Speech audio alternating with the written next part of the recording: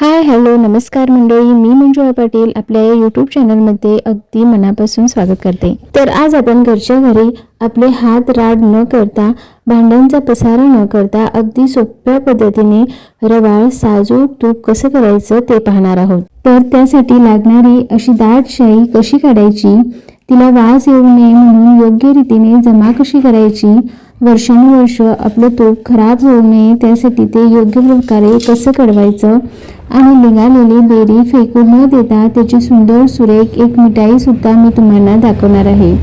तेव्हा व्हिडिओ कुठेही स्किप न करता पूर्ण पहा। दाट शाई काढण्यासाठी सुरुवातीला आपण जे दूध घेतो ते भांडं स्वच्छ धुवून त्याच्यामध्ये दूध तापवून घ्यायचं आहे। अगदी मंद गॅसवर शाई फुटू न देता दूध तापवायचं। दूध तापून झाल्यावर त्याला अशा जाळी असलेल्या प्लेटने झाकून ठेवून गार करून घ्यायचं आहे।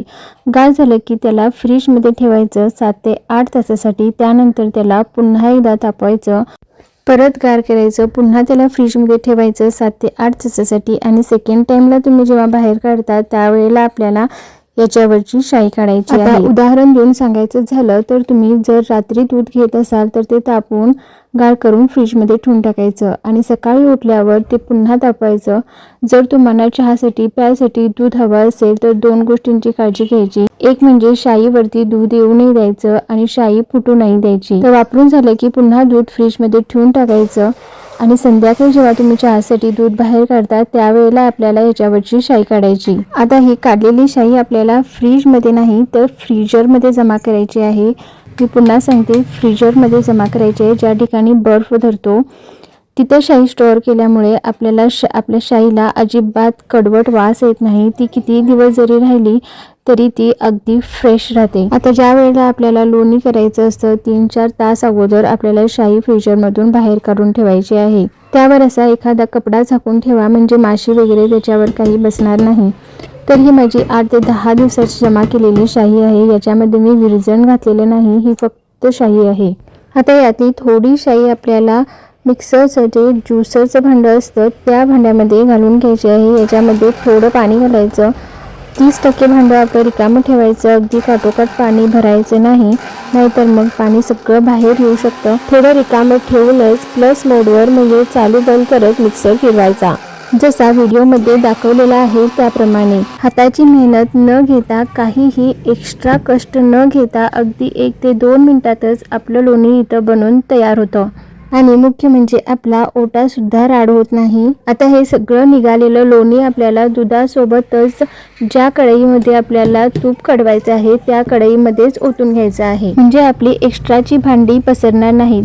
आणि शक्यतो जी कढई भांडं घ्याल ते जाड तळाचं घ्या। आता मिक्सरच्या सेकंड बॅचला जेव्हा आपण शाई घेतो तेव्हा यातलं दूध आपल्याला त्याच्यामध्ये घ्यायचं आहे। आता हीच स्टेप फॉलो करायची, फक्त शेवटला एवढं आपल्या शाईच्या भांड्यामध्ये ते दूध घालून भांडं धुवून घ्यायचं, कारण आपण इतक्या कष्टाने 8-10 दिवस लागून सगळी शाई जमा केलेली असते, त्यामुळे काहीही वेस्ट नाही करायचं। आता हे सगळं दूध शाईच्या भांड्यामध्येच काढून घ्यायचं, हे अजिबात फेकून द्यायचं नाही। याचं काय करायचं हे मी तुम्हाला पुढे दाखवते, तेव्हा व्हिडिओ कुठेही स्किप करू नका। आता निघालेलं लोणी हे स्वच्छ असं 2-3 पाण्याने आपल्याला धुवून घ्यायचं आहे। जोवर आपलं पाणी स्वच्छ निघत नाही तोवर पाणी सुद्धा फेकून न देता तुम्ही झाडांना किंवा स्वयंपाकाला वगैरे वापरू शकता। आता ह्या स्टेजला तुम्ही हे फ्रीज मध्ये सुद्धा स्टोअर करून ठेवू शकता, अगदी 15 ते 20 दिवस हे अजिबात खराब होत नाही। पण आपल्याला आज तूप कसं करायचं हे बघायचं आहे, तेव्हा चला याला आता गॅसवर ठेवूया। अगदी मंद आचेवर आपल्याला लोणी कडत ठेवायचं आहे। लोणी कडते वेळी त्याच्यामध्ये 2 खाऊची पानं घालायची, याने आपलं तूप अगदी रवाळ असं होतं। दोन्ही एकत्र स्टेप बाय स्टेप मी तुम्हाला दाखवेन। त्या अगोदर आपली लोणी काढलेल्या मिक्सरच्या भांड्यामध्ये असं गरम लोणी घालून ते स्वच्छ करून घ्यायचं आहे। आता इकडे दूध उकळायला ठेवलंय आणि लोणी सुद्धा करते,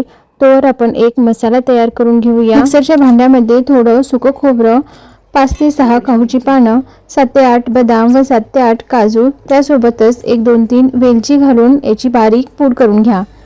तर इकडे लोणी आपलं थोडं कडलेलं आहे। सुरुवातीला याची कन्सिस्टन्सी अशी दाट कढीसारखी असते, याला असं सतत हलवत राहायचं तळापासून, म्हणजे आपली बेरी खाली चिकटत नाही।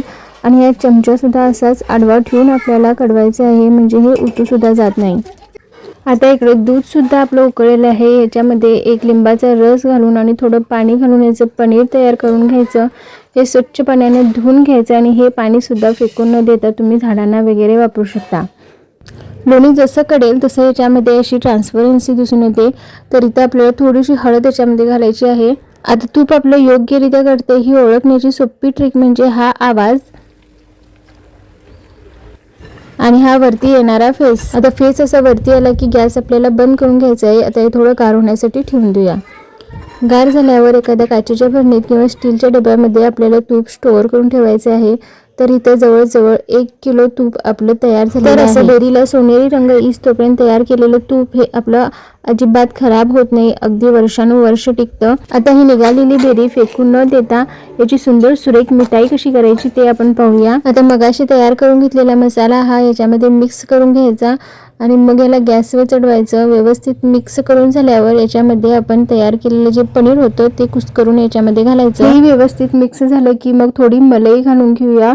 जर तुमच्याकडे मलाई असेल तर घाला, नाही घातली तरी चालेल. आता थोडी साखर घालूया. साखर तुम्ही तुमच्या आवडीनुसार कमी जास्त करू शकता. साखर घातलं की मिश्रण थोडं पातळ वाटतं, पण जसं शिजतं तसं तसं ते घट होतं. आता ह्या स्टेजला थोडी मिल्क पावडर घालून व्यवस्थित मिक्स करून घ्या. एकदा का मिश्रणाने कढई सोडली की गॅस बंद करून घ्यायचा आणि मिश्रण गार होऊ द्यायचं. एका प्लेटमध्ये 2 चमचे गुलकंद व थोडा बडीशेप घालून एकत्र करून घ्या. आता इकडे मिश्रण आपलं पूर्णपणे गार झालंय.